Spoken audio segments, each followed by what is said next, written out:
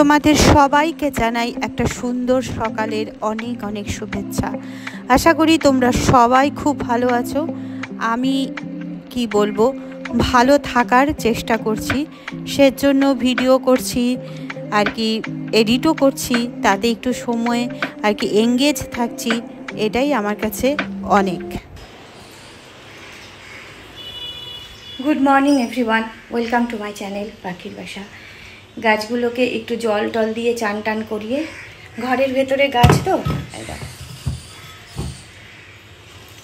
এদেরকে একটু যত্ন করতে হয়, না হলে টেকে না। তো উপরে ঘর মোছা হয়ে গেল, তো বাদ বাকি নিচে যাব, রান্নাবাড়ি করবো, কাজকর্ম করবো। এই সকাল শুরু হয়ে গেছে, সঙ্গে থাকো দেখতে।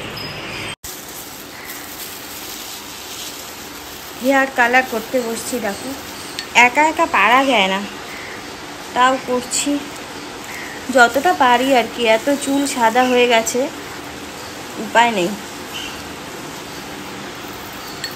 কদিনের মধ্যে চুল পেকে সাদা হয়ে গেল, আর কালার করার পরে আরও বেশি পেকে যাচ্ছে চুল। চুল উঠে যাচ্ছে, পেকে যাচ্ছে। করি মেঝেতে বটি নিয়ে বসে পড়েছি গাজর কাটতে। দেখো গাজর কাটছি, আজকে গাজর ভাজা করব আর করব মাছের ঝোল, এটাই আজকের মেনু। তো ফটাফট গাজরগুলো কেটে নিচ্ছি। আসলে মনটা ভালো না, বুঝতেই পারছো। যাই করি না কেন, কাজ করছি, স্কুল যাচ্ছি, এই করছি সেই করছি, কিন্তু মনের মধ্যে একটা যন্ত্রণা সব সময় দানা বেঁধেই আছে, সেটাকে মন থেকে দূর করতে পারছি না। করব ইলিশ মাছের ঝাল, এটাকে একটু অন্যভাবে করার চেষ্টা করছি আর কি। প্রথমে আর কি ইলিশ মাছগুলোকে নুন হলুদ আর সরষের তেল দিয়ে মাখিয়ে রেখেছিলাম। এবার তেল গরম হয়ে গেল, দেখো তেলের মধ্যে কালো জিরে আর কাঁচা লঙ্কা ফোড়ন দিয়েছি, দিয়ে আর একটু সামান্য জল দিলাম। তারপরে এই যে মাখা ইলিশ মাছগুলো ছেড়ে দিলাম। মাছ কিন্তু ভাজিনি, কাঁচা মাছই।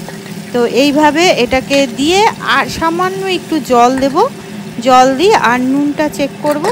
নুনটা চেক করার পরে দেখো সেটা, এই যে একটু জল দিলাম, এবার হয়ে গেছে আর কি, সমস্ত কিছু প্রিপারেশন রেডি। এবার এটাকে ঢাকা দিয়ে রেখে দিব। এই তো এবার কিছুক্ষণ পরে প্রায় আধ ঘন্টা লো আর কি ফ্লেমে সেটাকে রান্না করব। হয়ে গেছে, টকবক করে ফুটছে। তো আমার ইলিশ মাছ রেডি হয়ে গেছে রান্না। এই দেখো আর কি খেতে দিচ্ছি ওর বাবাকে। কাঁচা লঙ্কাও দিয়ে দিয়েছিলাম, খেতে বললো খুবই টেস্টি হয়েছিল। তোমরা ওইভাবে রান্না করো। দেখো হেয়ার কালার এরকম লাগছে আর কি।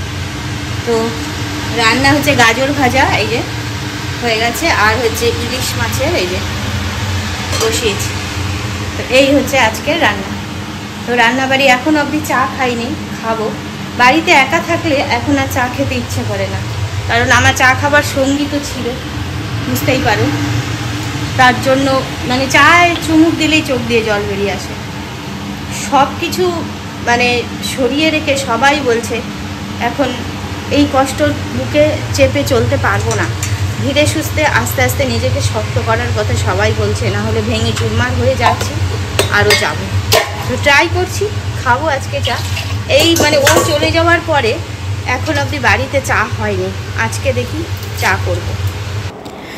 চা নিয়ে বসে গেছি, কিন্তু দেখ খেতে খেতে চোখের জল আমার বেরিয়ে এলো, নিজেকে কিছুতেই কন্ট্রোল করতে পারলাম না। তো আমাকে বকা দিচ্ছিল ওর বাবা যে এভাবে এরকম করলে চলবে, শরীর স্বাস্থ্য সব ভেঙে গেছে, এরকম করলে চলবে না। বুঝতে পারছি সবই, কিন্তু কি করব বলো, মন মানছে না। চোখ মুছছি, চা খাচ্ছি।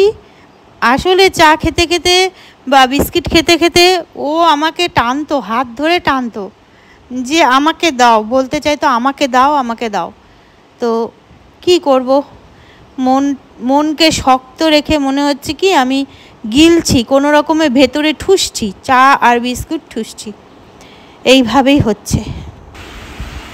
এখন একটু বেরোচ্ছি, যাই দেখি, একটু মলে যাব, দোকানে যাব। এই তো পরে আবার আসছি, যদি পারি তোমাদের সাথে। বেরিয়ে পড়লাম। দেখো আসলে মলে যাব, কারণ মলে আর কি অফার দিচ্ছিল। অফারে যদি কিছু কিনতে পারি, সেদিনও গেছিলাম, 2-4টা কিনেও নিয়ে এসেছি। আসলে ছেলের জন্য 2-4টা জামা যদি পাই কিনবো।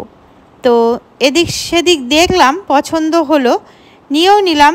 3-4টে জামা ছেলের জন্য নিয়ে নিলাম। তো হয়ে গেল আমার বাজার।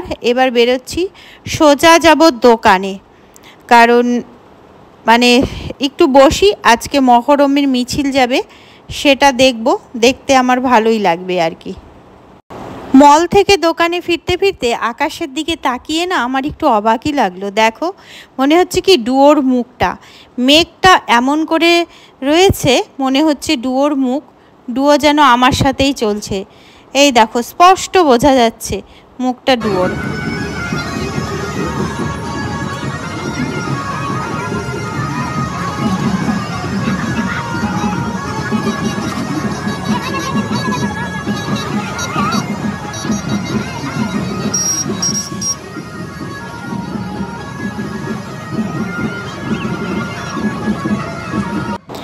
দোকানের সামনে দিয়ে মহরমের মিছিল যাচ্ছে।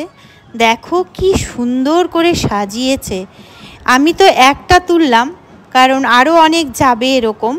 আমি একটাই তুলতে পারলাম, সেটাই তোমাদের সাথে শেয়ার করছি। খুব ভালো লাগছে দেখতে, খুব সুশৃঙ্খলভাবে ওরা আর কি শোভাযাত্রা নিয়ে যাচ্ছে, ভালো লাগছে।